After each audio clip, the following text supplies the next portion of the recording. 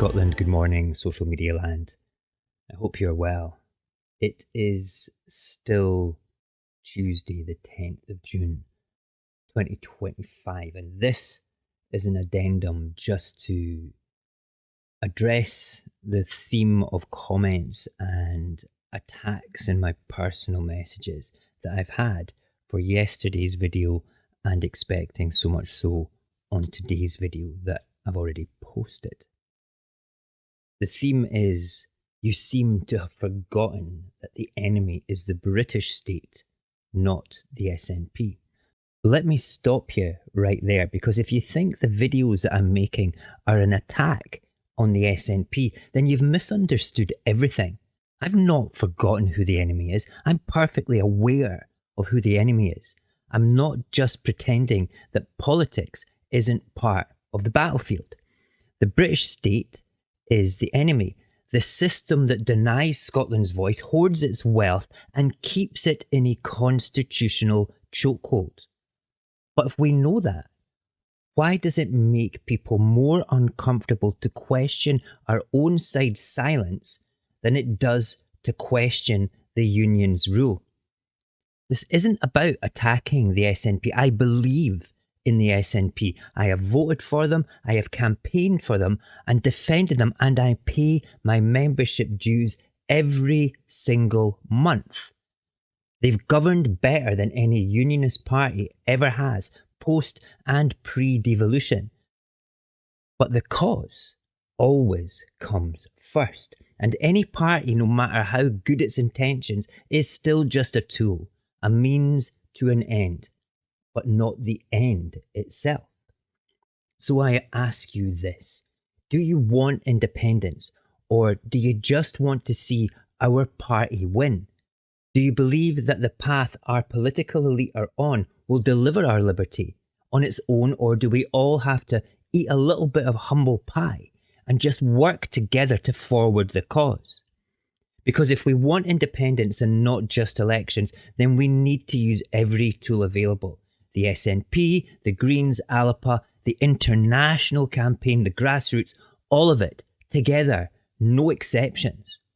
That means our main political movement must start acting like a movement again, because it's not enough to govern well. You have to say why you govern well. You have to brand every single success in housing, health, childcare, green energy, justice with one clear message. This is what independence looks like. Good decision making. If you're not stamping the cause on every win, you're letting Westminster claim credit for what you have built with your own hands. So no, I have not forgotten who the enemy is, but I've not forgotten the mission either. And that is not to be kingmakers of a devolved parliament. It's to be free. And if that means holding our own side to the fire, then that is not betrayal. That is leadership.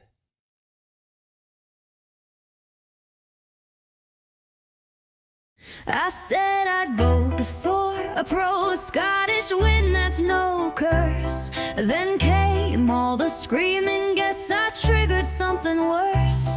They called me a deceiver, said I'd sold the nation out. Funny how the faithful always seem to scream and shout.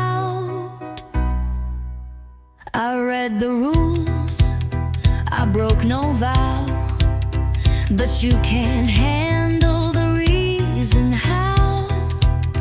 If I'm a traitor, where's your proof?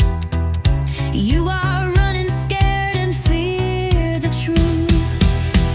I'm a unionist plant, didn't you know? Here to split the vote and steal the show. I read the system, that's my crime. I don't salute your party line. So burn the witch, accuse the saint, but we all know your words are a feint. But you lose and want someone to blame. Look in the mirror, say your name.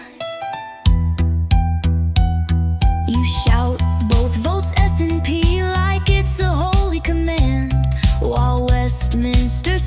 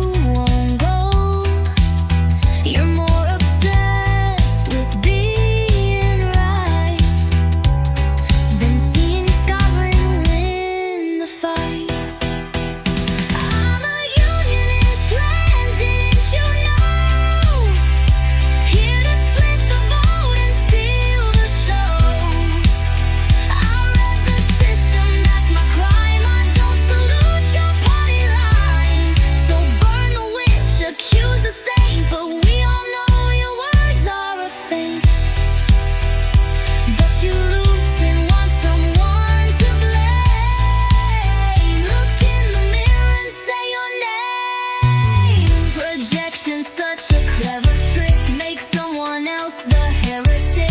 But if you hate a different view, what kind of freedom's that to you? I'm a unionist, plant agent, provocateur, breaking up your echo chamber, showing it's not pure. You call it faith, I call it spin. You'd rather lose and take help to